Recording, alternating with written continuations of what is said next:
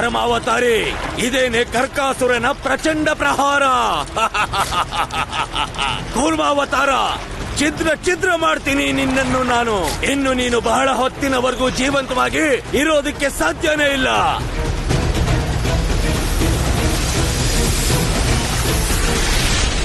ಇಲ್ಲ ಪ್ರಭು, ಹೀಗೆಲ್ಲ ಆಗ್ಬಾರ್ದು. ಪ್ರಭು, ನಿಮ್ಗೆ ಏನೂ ಆಗೋದಿಲ್ಲ, ನಿಮ್ಗೇನೂ ಆಗೋದಿಲ್ಲ ಪ್ರಭು. ಕರ್ಕಾಸುರ,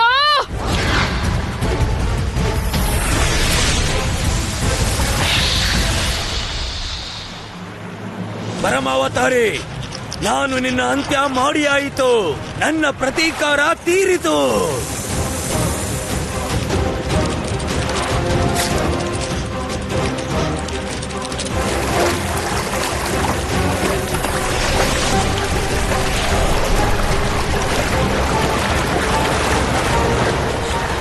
ಪ್ರಭು, ಕಂಸ, ಇನ್ನು ಕರ್ಕಾಸುರ ಮತ್ತು ಕೂರ್ಮಾವತಾರದ ಯುದ್ಧದ ನಿರ್ಣಯ ಆಗಲಿಲ್ಲ. ಎಲ್ಲಿಯವರೆಗೂ ನಾನು ಆ ಕೂರ್ಮಾವತಾರದ ಮೃತ್ಯುವನ್ನು ನನ್ನ ಕಣ್ಣಿಂದ ನೋಡುವುದಿಲ್ಲವೋ ನಾನು ಈ ವಿಷಯದಲ್ಲಿ ಏನನ್ನೂ ಕೇಳಬಯಸುವುದಿಲ್ಲ ಗುರುದೇವ.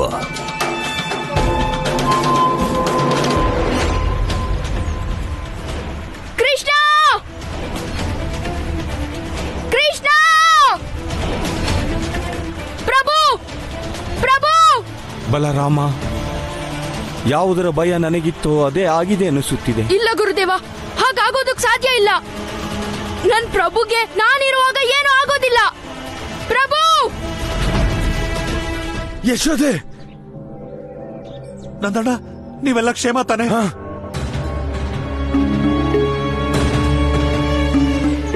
ನಂದಣ್ಣ, ಇದು ಚಮತ್ಕಾರನೇ ಅನ್ಸುತ್ತೆ. ನಾವೆಲ್ಲ ಜೀವಂತ ಉಳಿದಿದ್ದೀವಿ. ನಿಜ ಹೇಳಿದ್ರಿ ದಾಮೋದರಣ್ಣ, ಎಲ್ಲ ನಾರಾಯಣನ ಕೃಪೆನೆ. ಯಾವುದೇ ದಾರಿ ಇರ್ದಿದ್ರು ಆ ಪರ್ವತದಿಂದ ನಾವೆಲ್ಲ ಜೀವಂತವಾಗಿ ಬಂದ್ಬಿಟ್ವಿ.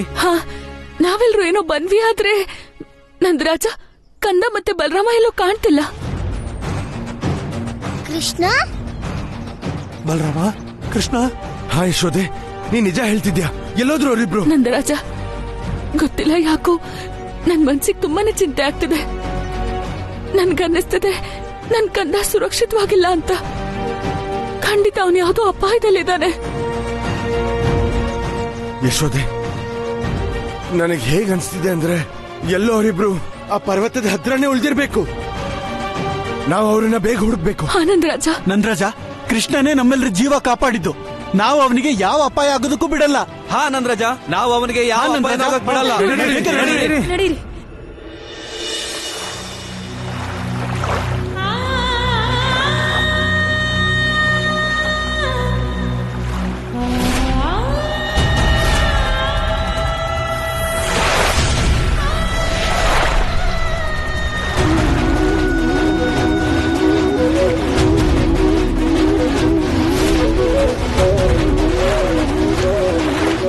ಪ್ರಭು, ಕೃಷ್ಣ,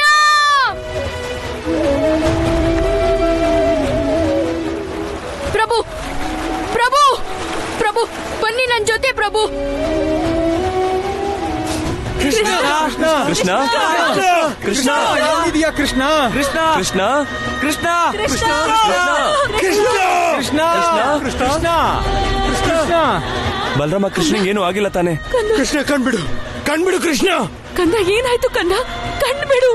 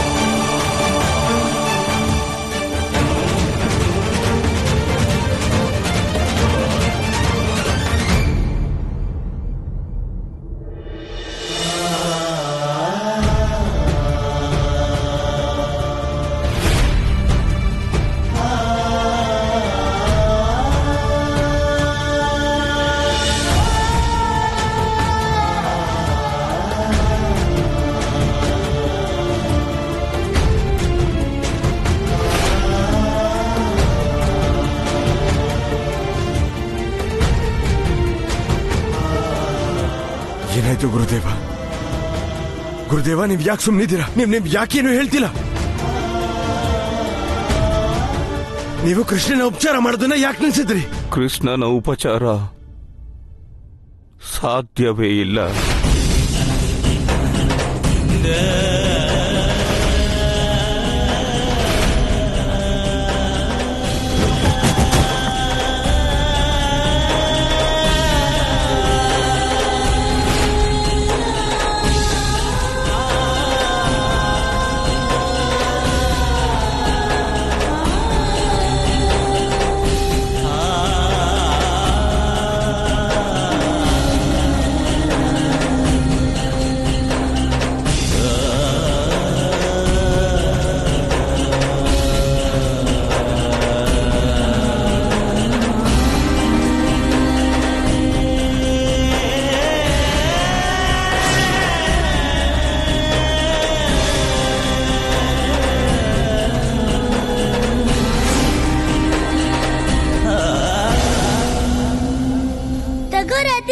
ನಿನ್ಗಿಷ್ಟವಾದ ಕಮಲ.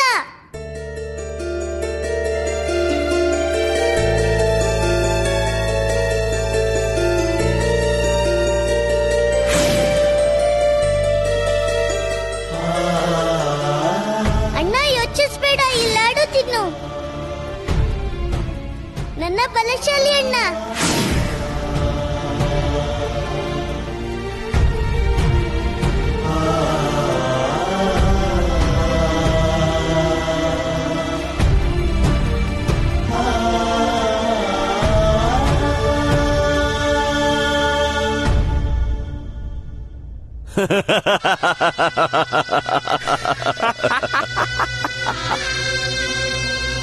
ಪ್ರತಿ ಆರಂಭದ ಅಂತ್ಯ ಸುನಿಶ್ಚಿತ.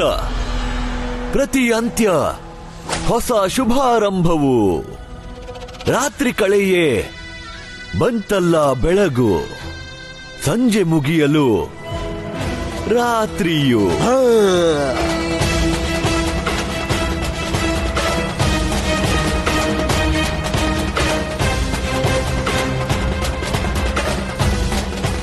ಜಗತ್ತಿನಿಂದ ನಿನ್ನ ಸ್ಥಾನ ಶಾಶ್ವತವಾಗಿ ಅಸ್ತಂಗತವಾಯಿತು ಚಕ್ರಧಾರಿ. ಇನ್ನು ಧರ್ಮಕ್ಕೆ ಕತ್ತಲ ರಾತ್ರಿ ಆರಂಭವಾಯಿತು ಮತ್ತು ಅಧರ್ಮದ ಒಂದು ಹೊಸ ಮುಂಜಾವು ಬಂತು. ಇದಕ್ಕೆ ಹೇಳುತ್ತಾರೆ ಒಂದು ಕಲ್ಲು ಎರಡು ಹಕ್ಕಿ. ನಿನ್ನ ಆ ಕೂರ್ಮಾವತಾರದ ಜೊತೆ ಜೊತೆ ನಿನ್ನ ಆ ಪರಮಾವತಾರಿ ಶ್ರೀಕೃಷ್ಣನದ್ದು ಅಂತ್ಯವಾಗಿದೆ. ಏನು ಆಕಾಶವಾಣಿ ನುಡಿದೆ ನೀನು? ಭಗವಂತ ಕಂಸನನ್ನು ಸಾಯಿಸಲು. ಭಗವಂತ ಕಂಸನ ಹತ್ಯೆ ಮಾಡುವಾತ ಆ ಕೃಷ್ಣ, ಅವನಿಗೂ ಕಂಸನಿಂದ ಮುಕ್ತಿ ಸಿಕ್ಕಿದೆ. ಈಗ ಈ ಜಗತ್ತಿಗೆ ಕೇವಲ ಒಬ್ಬನೇ ಭಗವಂತ. ಭಗವಂತ ಕಂಸ. ಓಂ ಕಂಸಾಯ ನಮಃ. ಓಂ ಕಂಸಾಯ ನಮಃ. ಭಗವಂತ, ಇಷ್ಟೊಂದು ವರ್ಷದ ಸಂಘರ್ಷದ ನಂತರ ಉತ್ಸವವಾಗಲಿ. ಮಹಾ ಉತ್ಸವ ಭದ್ರಾಕ್ಷ.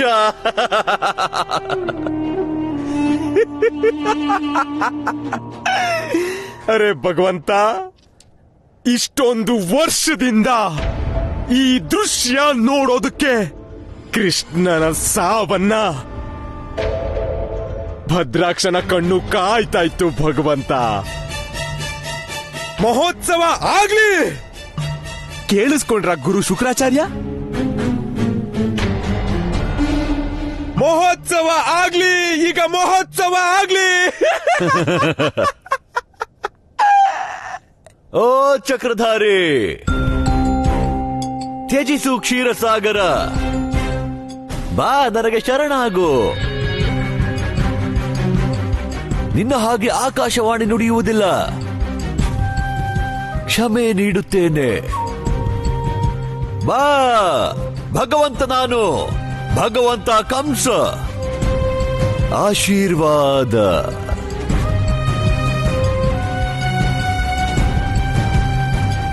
ಕಂದ, ಏ ಕಂದ, ಕಂದ ಇಲ್ಲಿ ಕೇಳು. ಕಂದ, ನನಗೆಲ್ಲ ಗೊತ್ತಿದೆ. ನೀನ್ ನನ್ನ ಸತಾಯಿಸ್ತಿದ್ಯಾ ಅಲ್ವಾ?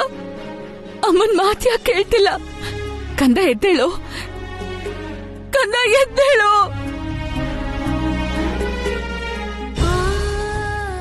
ನನ್ ರಾಜ ಇಲ್ಲಿ ನೋಡಿ, ನನ್ ಮಾತೇ ಕೇಳ್ತಿಲ್ಲ. ನಿನ್ ಮಾತ್ ಕೇಳ್ತಾನೆ. ನನಗಂತೂ ಹೀಗೆ ಸತಾಯಿಸ್ತಿರ್ತಾನೆ. ಏನ್ ಹೇಳಿ ಯಶೋದೆ? ಈಗ ಹೇಗೆ ಎಬ್ಬಿಸ್ಲಿ ನೀನ್ ಕೃಷ್ಣನ? ಒಂದೇ ಕ್ಷಣದಲ್ಲಿ ಎಲ್ಲ ಕೂಡ ಸಮಾಪ್ತ ಆಗೋಯ್ತು. ನಮ್ ಕೃಷ್ಣ ಇನ್ನ ನಮ್ಮ ಮಧ್ಯೆ ಉಳಿದಿಲ್ಲ.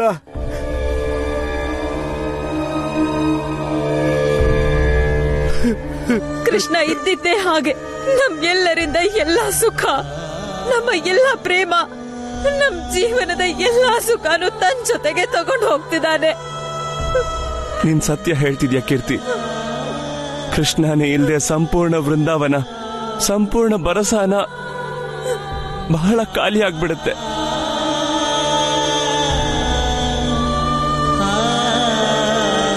ಕೀರ್ತಿ, ಕೀರ್ತಿ, ನೀನ್ ಎಪ್ಸು ನನ್ ಕಂದನ. ಕೃಷ್ಣ, ಕೃಷ್ಣ ಎದ್ದೇಳು. ಕೃಷ್ಣ ಹೇಳು ಕಂದ, ಹೇಳು ಕೃಷ್ಣ. ಯಾರ್ ಮಾತು ಕೇಳ್ತಿಲ್ಲ. ಪುಷ್ಪಾನು ಅಣ್ಣ, ನೀವಾದ್ರೂ ಎಪ್ಸಿ ನನ್ ಮಗನ್ನ.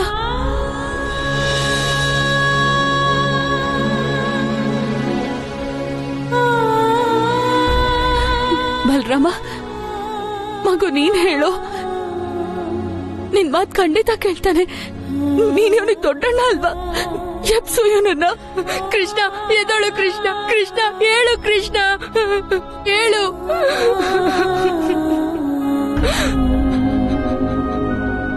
ಕೃಷ್ಣ ಹೇಳು ಮಗು. ಕೃಷ್ಣ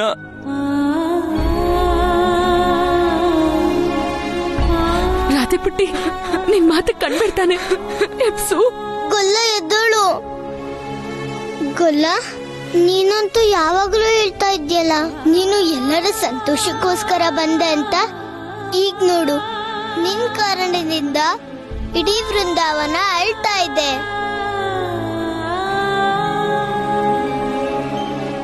ಎದ್ದೋಳು ಗೊಲ್ಲ, ಎಲ್ಲರ ದುಃಖ ದೂರ ಮಾಡು.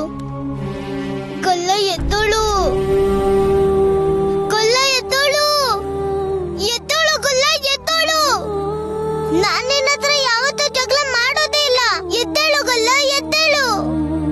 ಒಂದ್ಸತಿ ಕಣ್ಬಿಡು ಗೊಲ್ಲ, ಒಂದೇ ಒಂದ್ಸಾರಿ ಕಣ್ಬಿಡು. ಎದ್ದೇಳು ಗೊಲ್ಲ.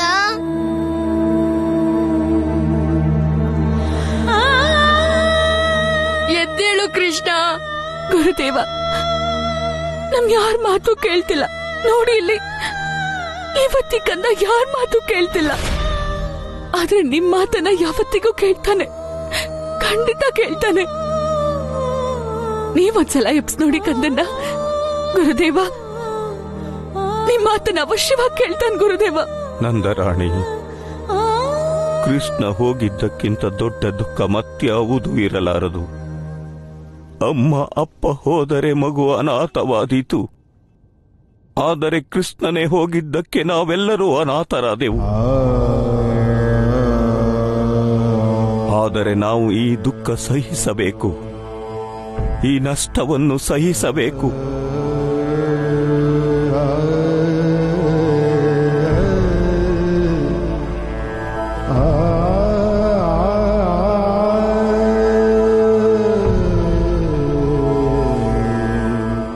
ಓಂ ನಮೋ ಭಗವತೆ ವಾಸುದೇವಾಯ. ಓಂ ನಮೋ ಭಗವತೆ ವಾಸುದೇವಾಯ. ಓಂ ನಮೋ ಭಗವತೆ ವಾಸುದೇವಾಯ. ಓಂ ನಮೋ ಭಗವತೆ ವಾಸುದೇವಾಯ.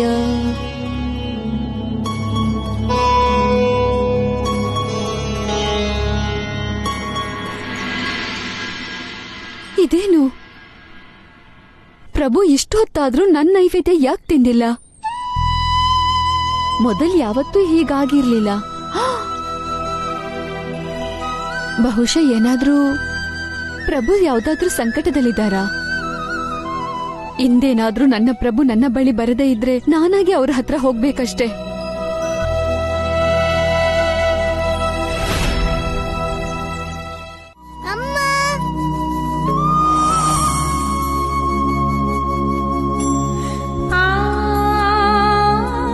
ನಂದರಾಣಿ, ಕೃಷ್ಣನ ತುಂಟಾಟಗಳು, ಅವನ ಮಂದಸ್ಮಿತ ಮುಖ, ಅವನ ಉದ್ದಟತನದಲ್ಲೂ ಪರರ ಏಳಿಗೆ ಮಾಡುವ ಯೋಗ್ಯತೆ, ಎಂತಹ ಸ್ಥಿತಿಯಲ್ಲೂ ಕರ್ಮ ಮಾಡುವ ಅವನ ಪ್ರೇರಣೆ, ಕೃಷ್ಣನ ಎಲ್ಲ ಜ್ಞಾನ, ಅವನ ಎಲ್ಲ ನೆನಪು ಎಲ್ಲರ ಹೃದಯದಲ್ಲಿದೆ. ಹೀಗಿದ್ದಾಗಲೂ ನಾವು ವಿಧಿಯನ್ನು ಬದಲಿಸಲಾಗದು. ಈ ಕೃಷ್ಣ ಇನ್ನು ನಮ್ಮ ಜೊತೆ ಉಳಿದಿಲ್ಲ.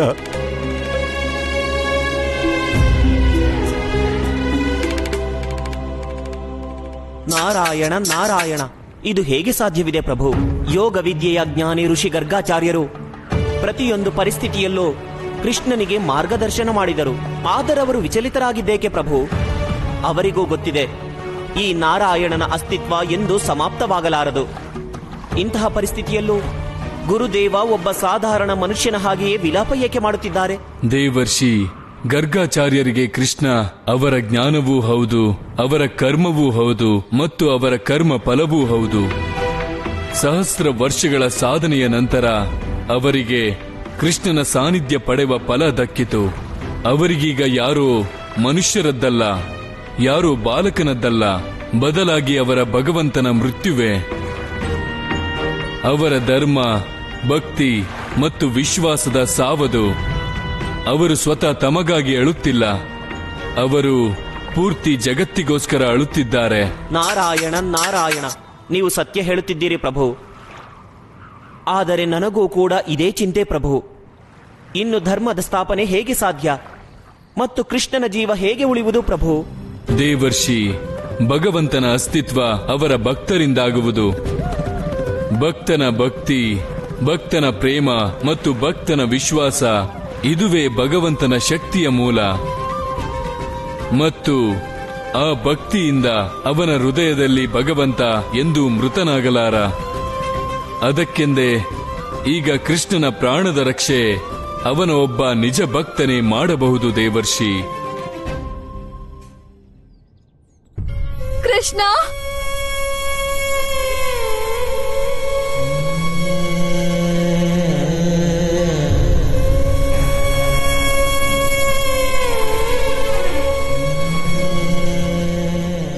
ಗುರುದೇವ, ಏನಾಯ್ತು? ನೀವೆಲ್ರೂ ಯಾಕೆ ಅಳ್ತಿದ್ದೀರಾ? ಕರ್ಮಾಬಾಯಿ, ಘಟನೆಯೇ ಹೀಗೆ ಘಟಿಸಿದೆಯಲ್ಲ. ನಮ್ಮ ಜೀವನದ ಆಧಾರ ಉಳಿದಿಲ್ಲ.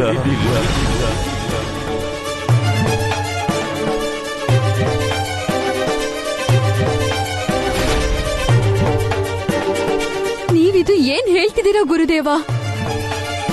ಕೃಷ್ಣನೇ ನನ್ಗೆ ನನ್ ಪ್ರಭುನ ತೋರಿಸಿದ್ದು. ಕೃಷ್ಣನಿಂದಾಗೆ ನನ್ಗೆ ನನ್ ಭಕ್ತಿ ಅರ್ಥ ಆಗಿದ್ದು. ಕೃಷ್ಣನೇ ನನ್ಗೆ ಮಾನ ಸಮ್ಮಾನ ಕೊಡಿಸಿದ್ದು. ಕರ್ಮಾಬಾಯಿ, ನಾನು ನಿಮ್ಮ ಭಾವನೆ ಅರಿಯಬಲ್ಲೆನು. ಕೃಷ್ಣ ಹಾಗೇ ಇದ್ದ, ಆದರೆ ಸತ್ಯ ನಿಮ್ಮ ಸಮ್ಮುಖವಿದೆ.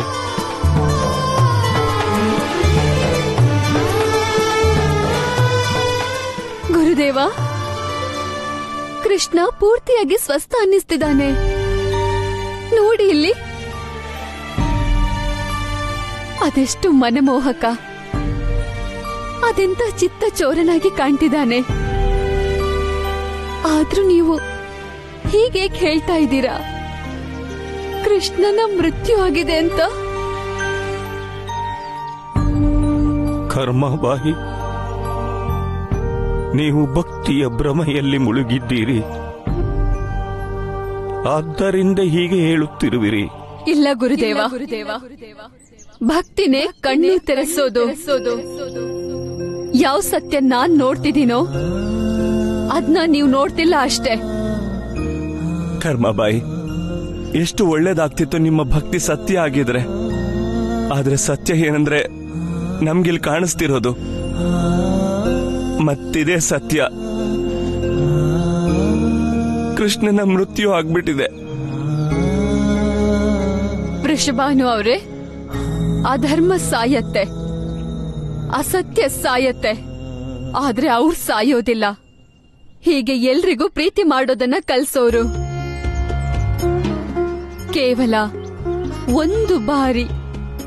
ಒಂದು ಬಾರಿ ಪ್ರೇಮದಿಂದ ಕರೆಯೋ ಅವಶ್ಯಕತೆ ಇದೆ. ಮತ್ ನೋಡಿ ನೀವು, ನಮ್ಮ ಕೃಷ್ಣ ಪುನಃ ಎದ್ದು ಕೂರ್ತಾನೆ.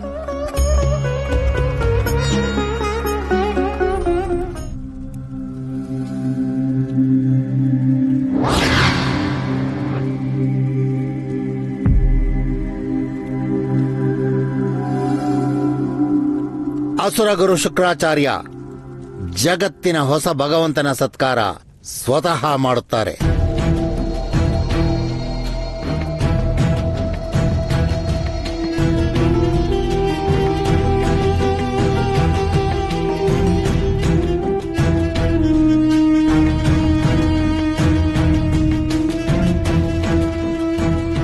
ನಿಲ್ಲಿ.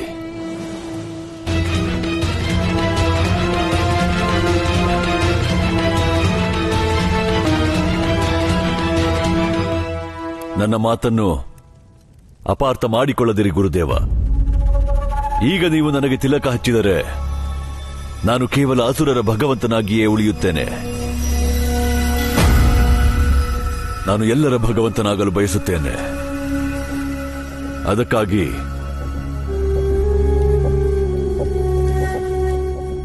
ನಾನು ನನ್ನ ಅಭಿಷೇಕ ಆ ಚಕ್ರಧಾರಿ ವಿಷ್ಣುವಿನ ದೇವತೆಗಳಿಂದ ಮಾಡಿಸುತ್ತೇನೆ. ಆದರಿದು ಅಸಂಭವ ಕಂಸ. ಅಸಂಭವವನ್ನು ಸಂಭವ ಮಾಡಲು ನಾನಿಲ್ಲವೇ? ನೀವು ಈಗ ನೋಡುತ್ತಲಿರಿ ಹೇಗೆ ವಿವಶ ಮಾಡುತ್ತೇನೆ ಸ್ವರ್ಗದ ಆ ದೇವತೆಗಳನ್ನು ಕಂಸನಗರಿಗೆ ಬಂದು ನನ್ನ ಅಭಿಷೇಕ ಮಾಡುವುದಕ್ಕೆ. ಕರ್ಮಬಾಯ್, ನನ್ಗೊಲ್ಲ ಹೇಳ್ತಿದ್ದ, ಭಗವಂತ ಎಲ್ಲರಿಗಿಂತ ಮೊದಲು ನಿಮ್ದೇ ಪ್ರಸಾದನ ಸೇವನೆ ಮಾಡೋದು. ನೀವೇನೇ ನೈವೇದ್ಯ ನೀಡಿದ್ರು ಸ್ವೀಕಾರ ಮಾಡ್ತೇನಂತೆ. ನಿಮ್ ಭಕ್ತಿಯಲ್ಲಂತೂ ದೊಡ್ಡ ಶಕ್ತಿ ಇದೆ. ಈಗ ನನ್ಗೊಲ್ಲ ನೆಬ್ಬಿಸ್ಬಿಡಿ ಕರ್ಮಬಾಯ್. ರಾಧೆ, ಕೃಷ್ಣ ನನ್ನ ಹತ್ರ ಹೇಳ್ತಿದ್ರು, ಅವರು ಜಗತ್ತಲ್ಲಿ ಎಲ್ಲರ ಮಾತನ್ನು ಒಪ್ಪದೇ ಇರಬಹುದು, ಆದ್ರೆ ರಾಧೆಯದಲ್ಲ. ನಾನೊಂದು ವೇಳೆ ಜಗತ್ತಲ್ಲಿ ಎಲ್ಲಿಯೇ ಇರ್ಲಿ ನಾನು ಓಡ್ ಬರ್ತೀನಿ ಅಂತ. ಆದ್ರೆ ಕರ್ಮಬಾಯ್, ಈಗ ನನ್ಗೊಲ್ಲ ಜಗತ್ತಲ್ಲಿರೋದಿಲ್ವಾ? ಇಲ್ಲ ರಾಧೆ, ಕೃಷ್ಣ ಎಲ್ಲೂ ಕೂಡ ಹೋಗಿಲ್ಲ, ಎಲ್ಲೂ ಹೋಗಿಲ್ಲ, ಇಲ್ಲೇ ಇದ್ದಾನೆ. ಏಳು, ನಡಿ ನನ್ ಜೊತೆ ಬಾ.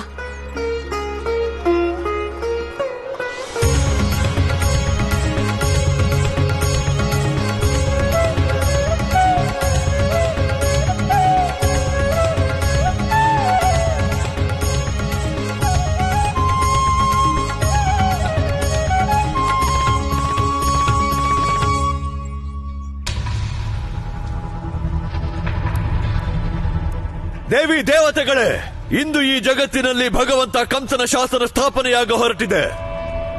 ನೀವು ಎಲ್ಲರೂ ಕೂಡ ಇಲ್ಲಿ ಕಂಸನಗರಿ ತಲುಪಿ ನನ್ನ ಅಭಿಷೇಕ, ನನ್ನ ಪೂಜೆ, ನನ್ನ ಗುಣಗಾನ ಮಾಡಬೇಕು. ಇದು ಬ್ರಹ್ಮಾಂಡದ ಭಗವಂತನ ಆದೇಶ. ಭಗವಂತ ಕಂಸನ ಆದೇಶ.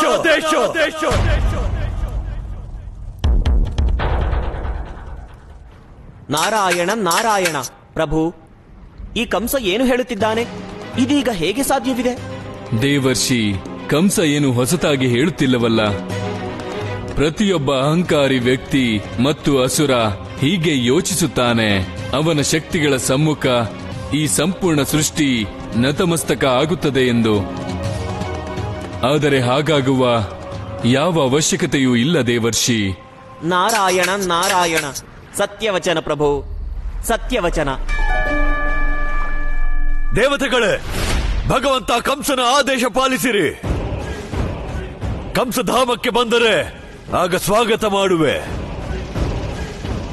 ಅನ್ಯಥಾ ಸ್ವರ್ಗ ಸಮೇತ ನಿಮ್ಮೆಲ್ಲರ ನಾಶ ಮಾಡುತ್ತೇನೆ ನಾನು.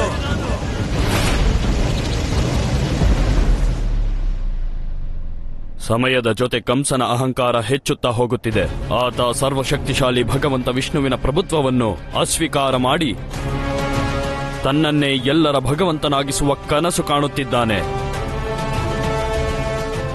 ಆದರವನಿಗೆ ತಿಳಿದಿಲ್ಲ, ಅವನ ಈ ಸ್ವಪ್ನ ನೀರಿನಲ್ಲಿ ಏಳುವ ಗುಳ್ಳೆಗಳ ಹಾಗೆಯೇ ನಾಶವಾಗುತ್ತದೆ.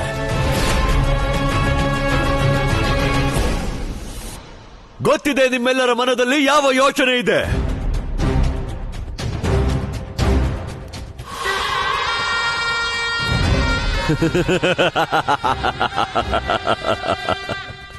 ಒಬ್ಬ ಅಸುರ ಇಂದು ಮೊದಲ ಬಾರಿ ಭಗವಂತನಾಗಲು ಹೊರಟಿದ್ದಾನೆ. ಅವನ ಪೂಜೆ, ಅವನ ಗುಣಗಾನ ಹೇಗೆ ಮಾಡುವುದು? ಆದರೆ ನೀವು ಕಂಸಧಾಮಕ್ಕೆ ಬರಲೇಬೇಕು. ಏಕೆಂದರೆ ಭಕ್ತಿ ಮನದಿಂದ ಬರದಿದ್ದರೆ ಅದನ್ನು ಶಕ್ತಿಯಿಂದ ಒಪ್ಪಿಸಬೇಕಾಗುತ್ತದೆ. ನನ್ನ ಶಕ್ತಿಯಿಂದ ವಿವಶ ಮಾಡುತ್ತೇನೆ ನಾನು ನಿಮ್ಮೆಲ್ಲರನ್ನು ನಿಮ್ಮ ಭಗವಂತನ ಸ್ವೀಕಾರ ಮಾಡಲು.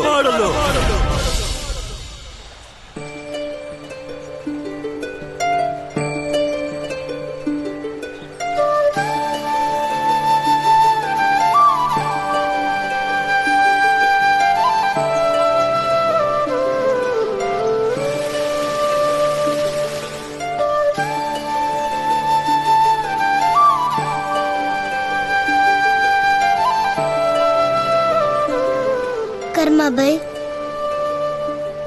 ನೀವು ನನ್ನ ಎಲ್ಲಿ ಕರ್ಕೊಂಡ್ ಬಂದ್ರಿ? ಸತ್ಯ ತೋರ್ಸೋಕೆ ರಾಧೆ. ಸತ್ಯ? ಎಂತ ಸತ್ಯ ಕರ್ಮಾಬಾಯ್? ಭಕ್ತಿಯ ಸತ್ಯ, ಕೃಷ್ಣನ ಸತ್ಯ,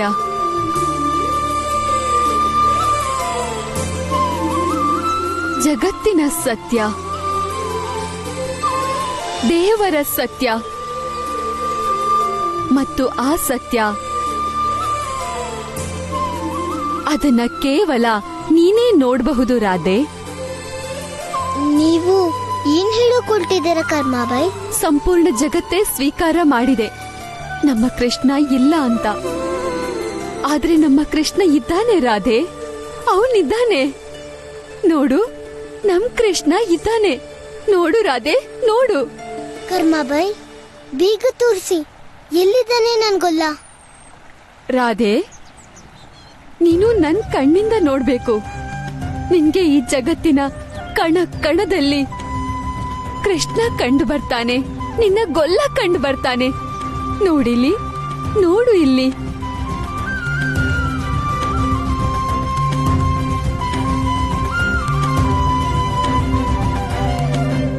ಎಲ್ಲರೂ ಭಗವಂತ ಕಂಸನ ಆಜ್ಞೆಯ ಉಲ್ಲಂಘನೆ ಮಾಡಿಹರು. ನಾನು ಕರೆದ ನಂತರವೂ ಇಲ್ಲಿ ಬರಲಿಲ್ಲ. ನಿಮ್ಮ ಕರ್ಮದ ಶಿಕ್ಷೆ ನೀವು ಅನುಭವಿಸಬೇಕು.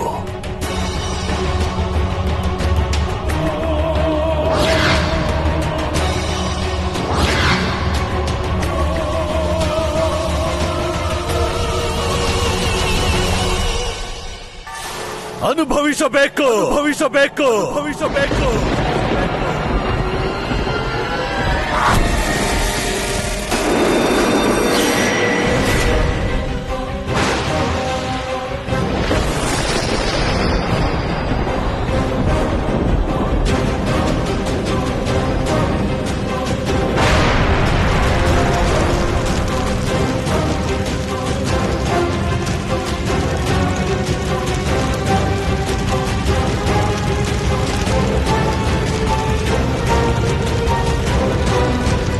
ಈ ಕಂಸನಂತೂ ಸ್ವರ್ಗಲೋಕದ ವಿನಾಶ ಮಾಡೋದಕ್ಕೆ ಹೊರಟಿದ್ದಾನೆ.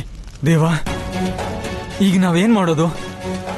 ಕಂಸನ್ನ ಹೇಗ್ ತಡೆಯೋದು? ನಾವು ಇಂದ್ರದೇವನ ಬಳಿ ಹೋಗ್ಬೇಕಷ್ಟೇ. ಈಗ ಅವರೇ ಏನಾದ್ರೂ ದಾರಿ ತೋರಿಸ್ಬೇಕು ಈ ಅಹಂಕಾರಿ ಕಂಸನನ್ನ ತಡೆಯೋದಕ್ಕೆ. ಆದ್ರೆ ಅವನು ನನ್ಗೆ ಎಲ್ಲೂ ಕಾಣಿಸ್ತಾನೆ ಇಲ್ವಲ್ಲ.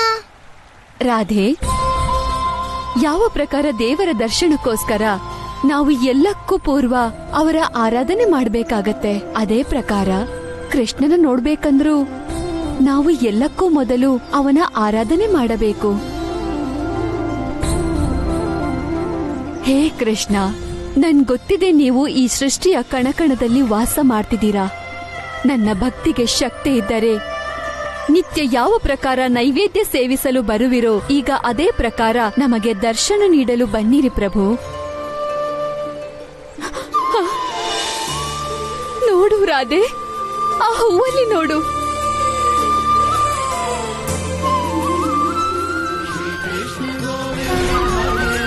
ನೋಡಿದ್ಯಾ ರಾಧೆ? ಆ ದನಗಳನ್ನ ನೋಡಿದ್ಯಾ?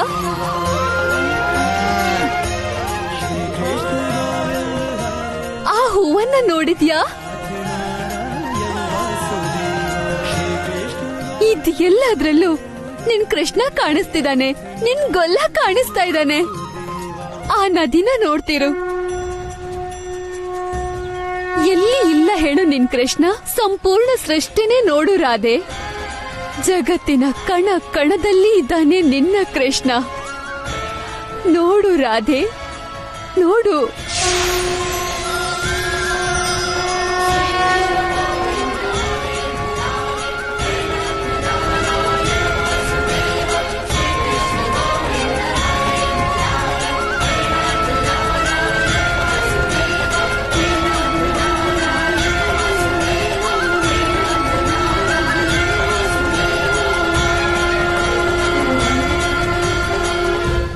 ನಿಜ ಹೇಳ್ತಿದ್ದೀರಾ ಕರ್ಮಾಬಾಯ್?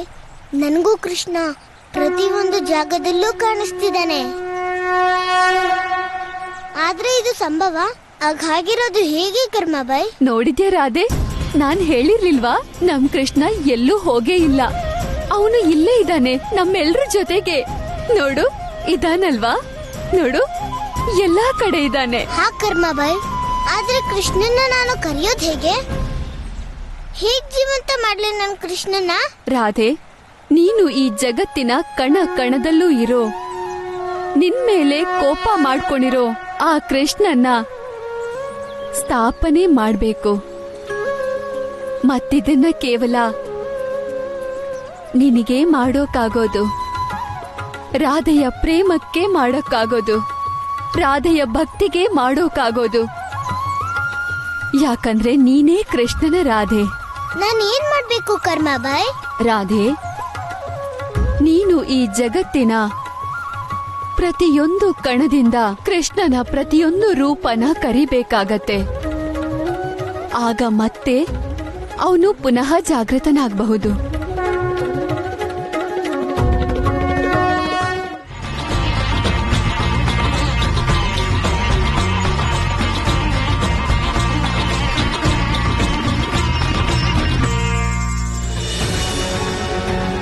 ಪರಿಣಾಮ ಏನೇ ಆಗಲಿ ದೇವತೆಗಳೇ, ನಾವು ಆ ಅಸುರ ಕಂಸನ ಅಧರ್ಮಕ್ಕೆ ಸಹಭಾಗಿ ಆಗುವಂತಿಲ್ಲ. ನಾವು ಅವನ ಯಶೋಗಾನ ಮಾಡುವುದಿಲ್ಲ. ಭಗವಂತ ಕಂಸ, ಯಾರು ನನ್ನ ಆಜ್ಞೆಯ ಪಾಲನೆ ಮಾಡುವರೋ ನಾನು ಅವರ ಪಾಲನೆ ಮಾಡುತ್ತೇನೆ. ಯಾರು ನನ್ನ ಅವಜ್ಞೆ ಮಾಡುವರೋ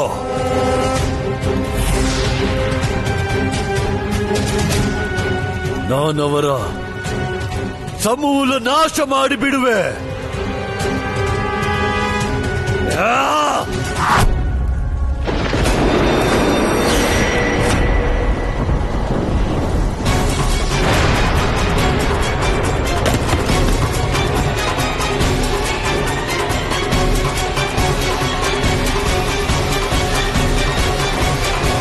ನಾರಾಯಣ ನಾರಾಯಣ. ಹೇ ದೇವತೆಗಳೇ, ನಿಮ್ಮೆಲ್ಲರಿಗೂ ದೇವರ್ಷಿ ನಾರದನ ಪ್ರಣಾಮಗಳು. ಪ್ರಣಾಮ ದೇವರ್ಷಿ. ದೇವರ್ಷಿ, ನೀವು ಉಚಿತ ಸಮಯಕ್ಕೆ ಬಂದಿರಿ. ಈಗ ನೀವೇ ನಮಗೆ ಮಾರ್ಗದರ್ಶನ ನೀಡಿ. ಈ ಕಂಸನೆನ್ನುವ ಸಂಕಟವನ್ನು ಹೇಗೆ ಎದುರಿಸಬೇಕು? ಹೇ ಇಂದ್ರದೇವ, ಪರಮಾವತಾರಿ ಶ್ರೀಕೃಷ್ಣ ಹೇಳುತ್ತಾನೆ, ಯಾರು ಸಮಯದ ಅನುಸಾರ ಸಾಗುವರೋ ಎಂದಿಗೂ ಅವರೇ ಜಯಿಸುತ್ತಾರೆಂದು. ಆದರೆ ಈ ಸಮಯ ಈ ಪಾಪಿ ಕಂಸ ಅತ್ಯಂತ ಶಕ್ತಿಶಾಲಿಯೇ. ಅದಕ್ಕಾಗಿ ನಾನು ನಿಮ್ಮೆಲ್ಲರಲ್ಲಿ ವಿನಂತಿಸುತ್ತೇನೆ, ಈಗ ನೀವೆಲ್ಲರೂ ಸಮಯದ ಅನುಸಾರವೇ ನಿರ್ಣಯ ಮಾಡಬೇಕಿದೆ. ದೇವರ್ಷಿ, ನೀವು ಹೇಳುವುದು ನಾವೆಲ್ಲರೂ ತೆರಳಿ ಅವನ ಯಶೋಗಾನ ಹಾಡಿ ಅವನ ವಂದನೆ ಮಾಡಬೇಕೆ? ಇಂದ್ರದೇವ, ಇದನ್ನು ನಾನು ಹೇಳುತ್ತಿಲ್ಲ. ಆದರೆ ಕೃಷ್ಣನು ಶಕ್ತಿಹೀನನಾದ ಕಾರಣ ಈ ಪಾಪಿ ಕಂಸನ ಶಕ್ತಿಯು ಎಷ್ಟು ಹೆಚ್ಚಿದೆ ಎಂದರೆ ಈ ಜಗತ್ತಿನಲ್ಲಿ ಯಾರಿಗೂ ಅವನನ್ನು ಎದುರಿಸಲು ಸಾಧ್ಯವಿಲ್ಲ. ನಾನೀಗ ಇಷ್ಟೇ ಹೇಳಲು ಇಚ್ಛಿಸುತ್ತೇನೆ, ಕೆಲವು ಹೆಜ್ಜೆ ಕಂಸನ ಬಳಿ ಹೋದರೆ ಹಾನಿಯೇನಾಗುವುದಿಲ್ಲ. ನನಗೆ ಅರ್ಥವಾಯಿತು ದೇವರ್ಷಿ. ನಾವೀಗ ಏನು ಮಾಡಬೇಕು? ನೀವು ಸರಿಯಾಗಿ ನಿರ್ಧರಿಸುವಿರೆಂದು ನಾನು ಆಶಿಸುತ್ತೇನೆ ಇಂದ್ರದೇವ. ನಾರಾಯಣ ನಾರಾಯಣ. ಕದಾಚಿತ್ ನಿಮಗೆ ನನ್ನ ಭಾಷೆ ಅರ್ಥವಾಗುತ್ತಿಲ್ಲವೇನೋ ದೇವತೆಗಳೇ? ಆಗಲಿ, ಸಿದ್ಧರಾಗಿರಿ. ಈಗ ನಿಮ್ಮೆಲ್ಲರ ಜೊತೆ ಜೊತೆ ಸ್ವರ್ಗ ನಗರಿಯದ್ದು ಅಂತ್ಯ ಮಾಡುತ್ತೇನೆ ನಾನು.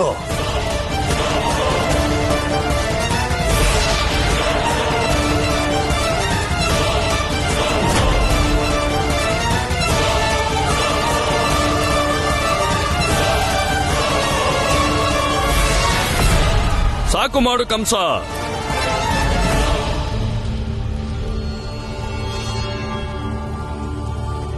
ದೇವರಾಜ ಇಂದ್ರ,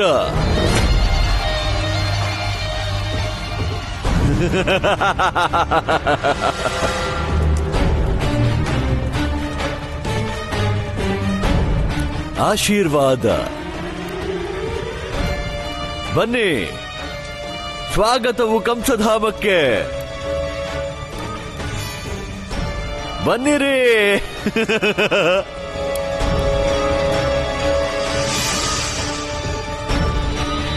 ಹೇ ಚಕ್ರಧಾರಿ, ನೋಡು, ಸಂಪೂರ್ಣ ತ್ರಿಲೋಕ ಭಗವಂತ ಕಂಸನ ಆಜ್ಞೆಯ ಅಧೀನವೇ. ನಿನ್ನ ದೇವತಾ ಗಣವು ಈ ಹೊಸ ಭಗವಂತನಿಗೆ ಶರಣಾಗಿ ಬಂದರೂ ಅವನ ಗುಣಗಾನ ಮಾಡಲು. ನೀನು ಬಾ, ಮಾಡು ಗುಣಗಾನ. ಅರೆ, ಕ್ಷಮಿಸಿ ಬಿಡುತ್ತೇನೆ.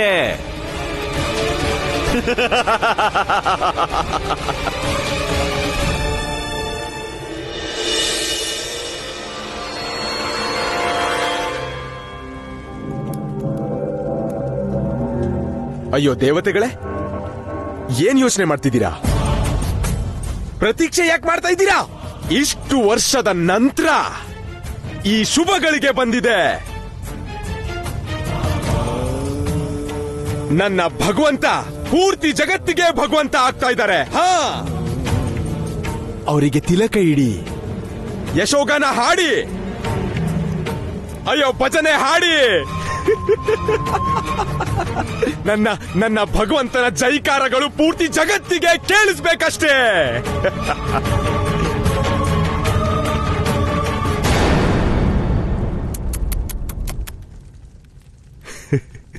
ನನಗೆ ನಿಮ್ ಸಮಸ್ಯೆ ಅರ್ಥ ಆಗ್ತಾ ಇದೆ. ಆದ್ರೆ ಏನ್ ಮಾಡ್ಲಿ, ಈಗ ನಿಮ್ಗೆ ಯಾವ ದಾರಿನೂ ಉಳಿದಿಲ್ಲ. ಅಲ್ಲ, ಯಾರನ್ನ ನೀವು ಇಲ್ಲಿವರೆಗೂ ಭಗವಂತ ಅಂತಿದ್ರು? ಪರಮಾವತಾರಿ ಶ್ರೀಕೃಷ್ಣ. ಬಹಳ ದುಃಖದಿಂದಾನೇ ಹೇಳ್ಬೇಕಾಗಿದೆ, ಅವನಿಗೆ ಕಂಸನಿಂದ ಮುಕ್ತಿ ದೊರೆತಾಯ್ತು. ಈಗ ಒಬ್ನೇ ಭಗವಂತ ಇರೋದು, ನನ್ನ ಭಗವಂತ. ಅವರು ನಿಮ್ಮ ಸಮ್ಮುಖವೇ ಇದ್ದಾರೆ, ಪರಮಾವತಾರಿ ಶ್ರೀ ಕಂಸ.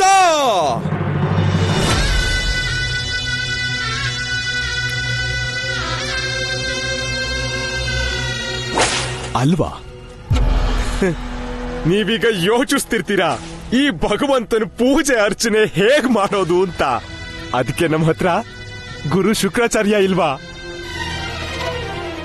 ಇವ್ರು ನಿಮ್ಗೆ ಪೂಜೆಯ ವಿಧಿವಿಧಾನ ತಿಳಿಸ್ತಾರೆ. ಗುರುಜಿ, ಆರಂಭ ಮಾಡಿ. ಓಂ ಕಂಸಾಯ ನಮಃ, ಓಂ ಕಂಸಾಯ ನಮಃ, ಓಂ ಕಂಸಾಯ ನಮಃ, ಓಂ ಕಂಸಾಯ ನಮಃ.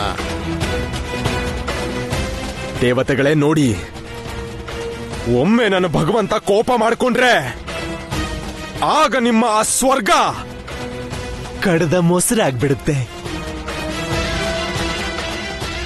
ಅಯ್ಯೋ, ಮುಂದೆ ಬನ್ನಿ, ಪೂಜೆ ತಟ್ಟೆ ಎತ್ಕೊಳ್ಳಿ, ಮಂತ್ರ ಜಪ ಮಾಡಿ ಮಾಡಿ. ಓಂ ಕಂಸಾಯ ನಮಃ, ಓಂ ಕಂಸಾಯ ನಮಃ, ಓಂ ಕಂಸಾಯ ನಮಃ, ಓಂ ಕಂಸಾಯ ನಮಃ, ಓಂ ಕಂಸಾಯ ನಮಃ, ಓಂ ಕಂಸಾಯ ನಮಃ, ಓಂ ಕಂಸಾಯ ನಮಃ, ಓಂ ಕಂಸಾಯ ನಮಃ. ಸ್ವಾಗತ. ಓಂ ಕಂಸಾಯ ನಮಃ, ಓಂ ಕಂಸಾಯ ನಮಃ, ಓಂ ಕಂಸಾಯ ನಮಃ.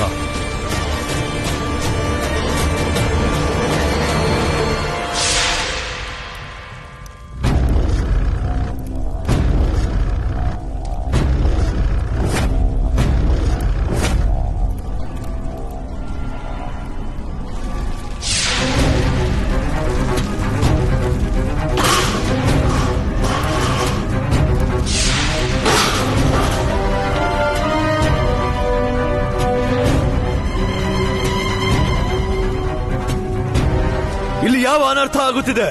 ಯಾವ ಮಾಯೆ ರಚಿಸಿದ್ದೀರಿ ನೀವೆಲ್ಲರೂ? ಭಗವಂತ ಕಂಸ, ನಾವು ಯಾವ ಮಾಯೆ ರಚಿಸಿಲ್ಲ. ನಾವು ನಿಮ್ಮ ಮಂತ್ರ ಜಪವನ್ನೇ ಮಾಡುತ್ತಿದ್ದೆವು. ನಿಮ್ಮ ಮಂತ್ರ ಜಪದಿಂದಲೇ ಹೀಗೆ ಆಗಿದ್ದರೆ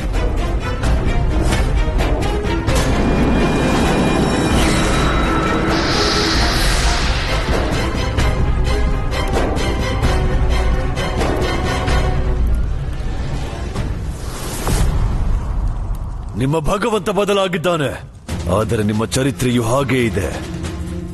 ನಿಲ್ಲಿಸಿ ಬಿಡಿ ಇದೆಲ್ಲ, ಅನ್ಯಥಾ ಇಲ್ಲಿಯೇ ನಿಮಗೆ ಕಂಸನಿಂದ ಮುಕ್ತಿ ನೀಡುತ್ತೇನೆ.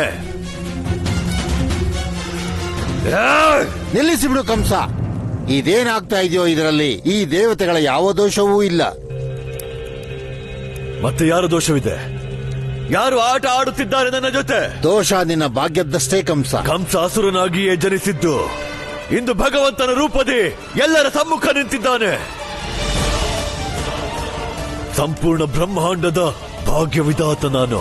ನನ್ನ ಭಾಗ್ಯದಲ್ಲಿ ಬೇರೆ ಯಾವ ದೋಷ ಇರುತ್ತದೆ? ಇದರಲ್ಲಿ ನಿನ್ನ ಒಂದೇ ದೋಷವಿದೆ ಕಂಸ, ಮತ್ತದು ಆ ಕೃಷ್ಣ. ಮತ್ತು ಕಂಸ, ಆ ಕೃಷ್ಣ ವಿಷ್ಣುವಿನ ಪರಮಾವತಾರಿ ಪುನಃ ಜೀವಂತವಾಗ ಹೊರಟಿದ್ದಾನೆ.